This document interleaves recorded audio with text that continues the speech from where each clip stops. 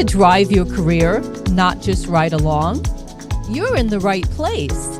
Welcome to the Power of Owning Your Career podcast. I'm Simone E. Morris, your host and career strategist, here to give you the roadmap.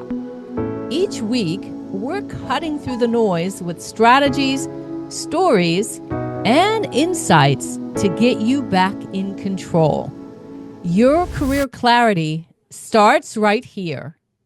Welcome to this week's episode of the Power of Owning Your Career podcast. I am super excited for my very, very good friend, Bridgett McGowen, joining us back on the podcast. She was here in season 2 with the ABCs of Owning Your Career. And today I've asked her to join us in season 14 to offer her expert guidance on how to own your career, plus communications, plus presenting effectively. These 3 topics swirled together is going to make for a very rich conversation. Bridgett, welcome back to the show. Oh, Simone, thank you so much for having me. Excited to be here. Absolutely. Well, let's dive right in to the topic at hand. The very first question I want to ask you, Bridgett, is in today's competitive job market, how can individuals use effective communications to differentiate themselves and get in the driver's seat, own their career narrative, from a job search to advancing within a company? Listen, Simone, you own your career narrative by taking control of your story, by deciding how the story gets told. End of story. At the end of the day, you don't just list your roles and list your responsibilities and list all the different positions you've held. Instead, what you want to do is paint a picture of the results that you have brought about, the problems you've solved, the value that you bring. You see, data points are good and lists of different positions you've held and companies you've worked for. That's great, but it doesn't tell a story about the impact that you bring to the world. And when you do that, speak with clarity, speak with confidence. From the resume to the interview to that presentation that you're delivering either internally or at a conference, wherever, communicate in a way that says, I know what I bring to the table, and you're going to want a seat at the same table with me. All right. Use every interaction. I'm serious, every interaction. It doesn't matter if it's email, if it's face to face, if you're in a meeting, if you're in the boardroom, if you're on the elevator, if you're at the water cooler, every single interaction. I like to tell people, make everything you say a presentation. So you reinforce your professional brand. Be intentional, be bold, and always be ready to articulate exactly who you are, what you do, and why it matters. I love that so much. And Bridgett, you do this for a living, so you are creating a table where people want a seat at your table. For those people who don't do this for a living and have the jitters and don't have the confidence to be bold and show up in that way, what are some tips or resources? I know your book, Show Up and Show Out, would be a great resource as I think about it. But what are some additional tips and strategies that can help people build up their confidence to create that table and invite people to join their table? You know, Simone, oftentimes people think that there's some secret formula to getting that confidence. And I'm often asked, Bridgett, where does that confidence come from? I truly believe it's about effective communication, Simone. I just said a second ago, I want you to treat everything you say like it's a presentation. When you focus on effective communication with everybody you spend time with, that confidence builds over time. So start there with the eye contact, with the focus, with the intentionality, with the body language, with the clear language, with the variation in your tone. Start there with speaking confidently with every single thing you say. That's number one. The second thing is I want you to do a mind shift. A mindset shift where you don't look at self-promotion as bragging. It's not bragging, it's storytelling with receipts. Because everybody has a big story about I did this, I went there, okay, yeah, whatever. But what difference did you bring about? You know what I mean? Sheesh. You sitting there thinking to yourself, yeah, I did that too. However, this was the impact that I made. You see, the key is to shift from look what I did to here's the impact I had. So anchor your achievements in service. How did your actions help the team solve a problem, move the mission forward? Share your wins with enthusiasm, not ego. And if talking about yourself feels awkward, then let your work do the talking through the compelling case stories you have, through LinkedIn posts, through thank you emails that you include where you're showing what you accomplished and why it mattered. Because this is not arrogance when you are backing it up with value. Love that. Love that. Really tune into the value. Really, to what I love is that storytelling with receipts. What came up for me was something called the STAR method, which allows you to look at the situation, the tasks, the actions, and the result. A strategy that you can use to build out a resume or something like that, where you want to convey results and outcomes. Love that you shared that. It's so important for us to get out there and to be on platforms like LinkedIn, where people might hold themselves back, and there's an opportunity for you to communicate effectively on the LinkedIn platform. What's your experience with showing up and showing out and showing your value on LinkedIn? I think when you're on social media, it's important to have a balance where you promote yourself, but then you also um, influence people and then you educate people. Use the word PIE as an acronym. Promote yourself, influence others with information, but then also educate people. And when you use a good balance of all three of those, self-promotion, and then also you're trying to drive people to action by influencing them to change something, think about something differently. And then you're also educating people, you're showing yourself as an expert and being knowledgeable, then that is when you're really able to capitalize on the power of social media and really use it to your benefit. So don't spend a lot of time on social media. Oh, I was here, I did this, I did that. That's great. You're promoting yourself, but then also think about how are you driving people to or motivating people to want to try to do the same. And then how are you educating them on your field or educating them on what is your zone of genius. So I like using that acronym PIE to have a good balance of posts on social media that really support that self-promotion idea. I'm going to remember that. And not because I love apple pie, but just it's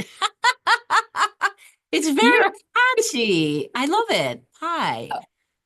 Yes. And as I think about it, for those people that are worried about their employers and what they post on social, because I think some people are worried if I show up and I'm engaging on LinkedIn, people might think I'm looking for a job. I love what you talk about, just the strategy to educate and influence. There is an opportunity for you to showcase your expertise because then you begin to attract opportunities to you. And I don't necessarily mean a new job. It could be a speaking engagement or the opportunity to write an article. These are effective strategies to generate opportunities to build out your table that Bridgett talked about earlier. Without a doubt. And when you're showing up on social media or when you're showing up on a professional platform like LinkedIn, you're right, Simone. It's not necessarily about, oh, I'm trying to find another job. This is the deal. A lot of times people will get attached to their company. I'll ask someone, hey, what do you do? Oh, I work for Coca-Cola. Well, you still haven't told me what you do. Right. It doesn't matter where you work. When you're on social media promoting yourself, you're promoting your personal brand and what it is you do and the difference that you bring about. So try not to get too attached to, oh dear, my company is going to be worried that I'm looking for somebody else or another position. No, focus on the fact that you are demonstrating to the world that you're a rock star. You know your industry, you know your zone of genius, and you own it. And here's how. And that's what you're doing with those posts.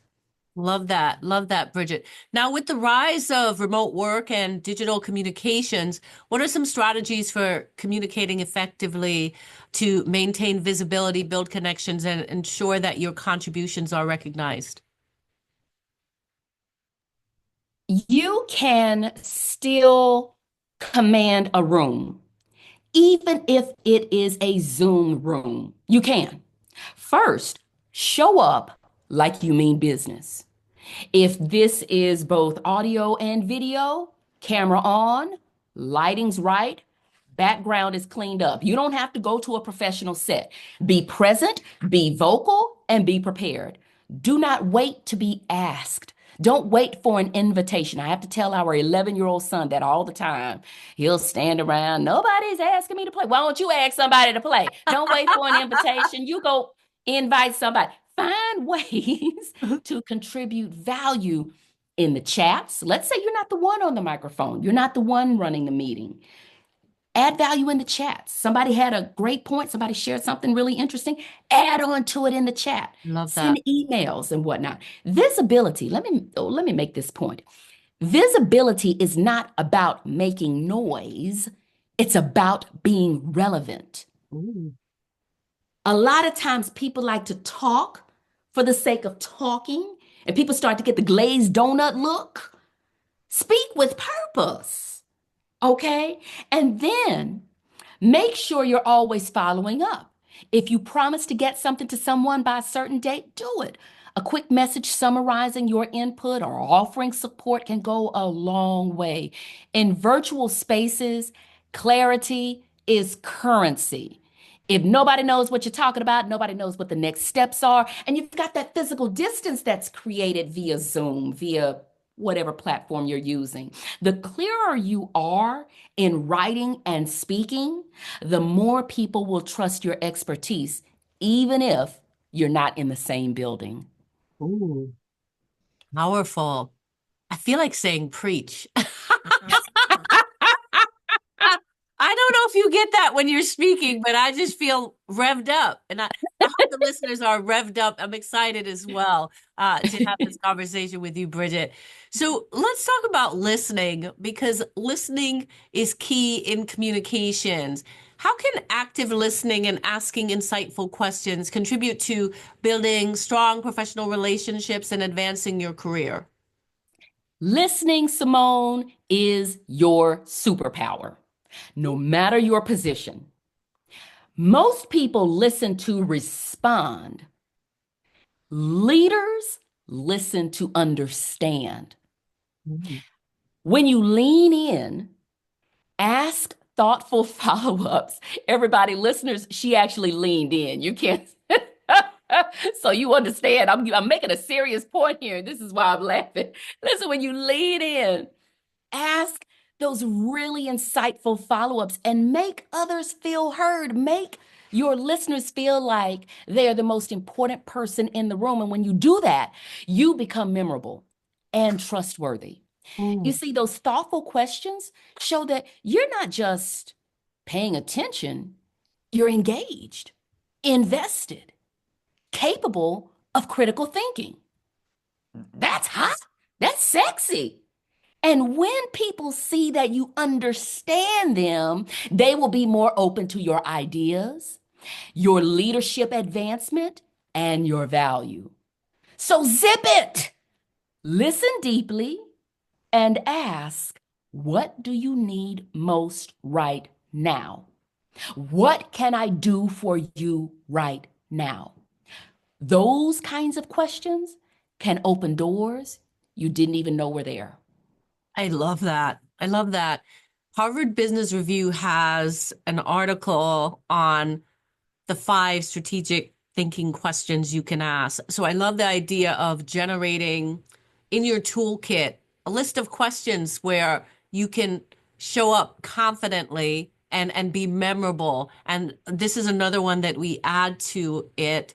What can I do for you right now? And that makes people feel appreciated and heard. And then to actually follow through, like you said, Bridgett, to follow through and do what the person said, that's the other piece that's super important. Anything else that comes to mind? 100%. It's always showing up as a value add, not looking at what can I get out of this, but what can I put into this? Because here's what's really wild, Simone. When you look into pouring into others, when you look into turning on the light and shining it on others, people end up pouring back into you. Your light tends to shine even more brightly. So don't show up trying to suck every bit of energy and information out of somebody else. Give. Yeah, I see you doing that on LinkedIn with recommendations, with you offering up to do recommendations for your network. And I think it's a really clever idea from a career standpoint. Talk to us about the effectiveness of these recommendations because you've been doing a Uh, lot of them. yeah, so I had this wild idea that I would have this 5 in 2025 initiative. So every first of the month, I am offering to do something for 5 people in my network, whether it's like you mentioned, write glowing recommendations, whether it is introducing you to someone in my network, whether it is highlighting something you have coming up. I asked for 5 people, and I've gotten even more than 5 people each month wanting me to shine the spotlight on something they're doing or writing recommendations. I can't remember how many I wrote. I think that was the offer I had for March of 2025. And I know I wrote more than 5 recommendations. But here's what's wild, Simone. I ended up getting recommendations in return, and I didn't even ask I for love them. that. And that wasn't even my plan. It wasn't even my plan. And there was one person in my network, or I shouldn't say person in my network, she's a friend and a colleague. I nearly cried at the recommendation she wrote for me. And I wrote her and I told her, wow, I wasn't expecting that. I nearly cried. She said, what? I was crying when I read the one you wrote for me. But it's been so fun, Simone, and to just do that every month to pour into at least 5 people in my network. Again, it ends up being more than 5. And I, in return, am just overjoyed with the benefits that come from it, not just for me and the feeling it gives me, but the people in my network and the connections that I'm able to support. It's been great. That's a great way to cultivate your network because, oftentimes we can think about a lot or put a lot of energy around networking and the importance of networking and relationship building in your career. But of course, what's really important is to cultivate those relationships so that they're ongoing and win-win relationships. And that's a great idea to do that. So, from a networking or relationship building standpoint, what are some strategies to communicate effectively around networking? What do you say? Because I'll have clients ask me, I don't know what to say. People are worried about people saying no, about meeting up and engaging in conversation, and they don't want to come off as needing something, even though they need something. What are some ways that we can communicate and present ourselves in a confident way or in a way that makes people want to speak to us? Definitely show up to those network events with a plan. Mm. So maybe you'll say to yourself, my goal is to talk to at least 3 different people I've never met before. So that's one. And then the rest of the plan is, well, you got to know what in the world you're going to say to these people. I love turning the spotlight on the other person. And that takes so much pressure off of you. So, to prepare before you even show up, get the power outfit, of course, right? I'll never forget one time. Listen, my husband and I are from Texas. And everything in Texas is bigger and grander. And we moved to Arizona, and it's a different vibe. I'll never forget, he and I showed up to this business holiday networking event, all suited and booted. We looked like we were headed to prom. Now, being native I Texans, remember that. there, black tie was optional. You give black ties an option for us. We're not ignoring the optional part. We're showing up dressed to impress. Let me tell you, we look like we were, the prom king and queen of East Texas, and everybody else was in business attire. So practice your Stand out. your energy and your appearance, get the outfit together, research the audience so you'll have some context, understand the purpose of the event. But then when you get in there, you've got this game plan. I'm going to talk to at least 3 different people, right? So I say, read the room and then make sure you tell your story in a way that's inclusive and it holds the interest of a varied group. Observe body language and engagement levels. Are people nodding?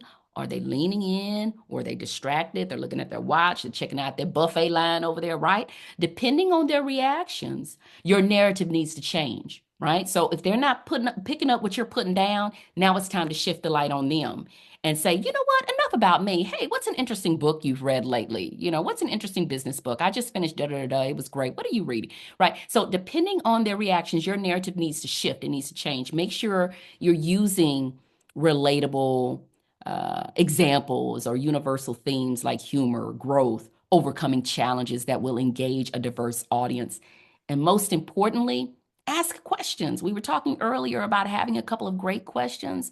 Ask questions that are going to invite participation and invite other narratives into the conversation and include the group in the narrative. This is something I love to do. I'll tell some crazy story. I always have a crazy story, and I'll stop and I'll say, guess what happened next? Can you imagine what happened next? Right? And then, imaginations are going wild. Other people are sharing a similar experience and so on. But read the room, invite participation, show up with a plan and the right clothes on. These are all very memorable. I love the idea of really saying, guess what? Because then you've got people leaning in to the conversation. And then it's memorable as well, because when people see you again, they're like, oh, Bridget's the one who told that story. So that's a great example. Thank you for sharing that. Can you Sure. tell us how listeners can get more insights from you? Because I know you're always talking about presentations and communicating effectively. What are some ways that our listeners can get more tips from Bridgett? 100%. Thank you so much, Simone, for that opportunity to share with listeners how to get in touch with me. Visit connectwithb.com. Connectwithb, B as in Bridget.com. There I have all of my social media channels. Make sure you follow me on Facebook, LinkedIn, Instagram, what have you. I have a LinkedIn newsletter with all kinds of Bridgettisms when it comes to powerfully owning the room, both your written word and your spoken word, and then all of my books, including the award-winning Show Up and Show Out, 52 Communication Habits to Make You Even More Unforgettable. Connectwithb.com. Looking forward to seeing you, especially on LinkedIn. I love LinkedIn. I love it. Well, Bridgett, thanks for stopping by today again. We appreciate you. I don't think it'll be the last time that you're on the show, but it's always a pleasure to have you and your expertise that you share with our audience. Thank you so much. Oh, thank you, Simone. I love, love, love supporting others in figuring out this confidence thing, figuring out this communication thing, figuring out this, how do I show up and show out and make myself unforgettable for all of the right reasons. So thank you, and thank you for all you do. Absolutely. I'm all about being in the driver's seat. Thank you, listeners, for listening to today's episode of the Power of Owning Your Career podcast. That's it for today's empowering episode. I'm Simone E. Morris, and I want you to remember that you are indeed the architect of your career. Share this episode if it sparked something in you. Subscribe wherever you listen, and find more resources at SimoneMorrisEnterprises.org. Keep practicing career ownership, and I'll be right here with you next week for more transformation.